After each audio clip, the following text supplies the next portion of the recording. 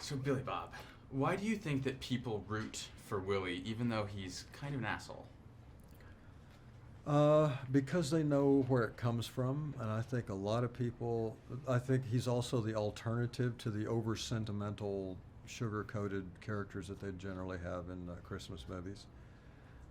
He's the reality instead of the fairy tale, and some people really like that idea.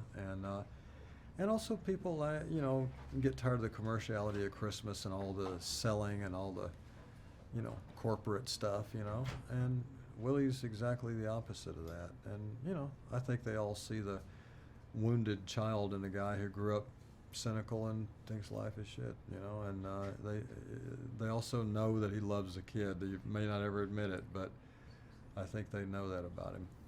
And so, on that note, Thurman is obvious. There's obviously a great cast of characters, but I think that the world is very, very excited that Thurman is coming back. Why do you think that he's so lovable and everyone is so excited to see him on the screen again?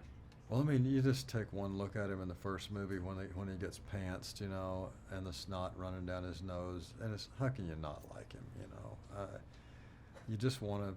I mean, even Willie, takes care of the kid. So, and plus, you look at Brett Kelly, that cute little round face and that blonde curly hair. I mean, you can't resist him.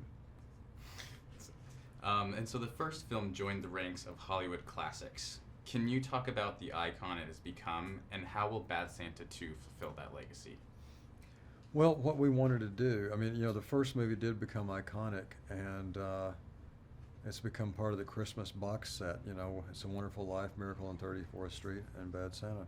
And you see people all the time, and they'll tell you that. They'll say, we will always watch It's a Wonderful Life and then Bad Santa. It's like, oh, wow.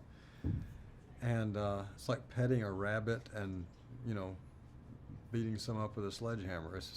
We'll do both of those Christmas. But, what we wanted to do was for the fans of the first movie, we wanted to make, in a sense, the same movie again in essence for them,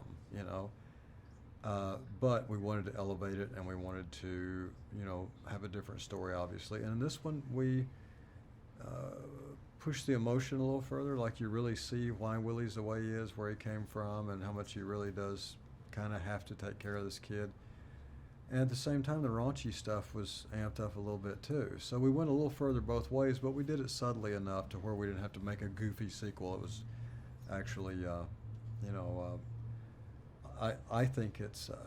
I've heard a lot of people say who've seen it already that they may even prefer it to the first one. And can you talk a little bit more about the raunch factor and it kind of going the next step, maybe a little bit further than the first one, and if you think that fits into the audience today, and if it's more appealing to them because it's a little bit more raunchy? Just like action movies always had to get faster and louder and more action. Comedy has become so edgy and so dark that that's what's out there, and you have to keep up with it. And I would say the main difference is there was a lot of cursing in the first one, and a lot of sexual things, I suppose. But this one is more descriptive, I'd say, in its raunch. Yes.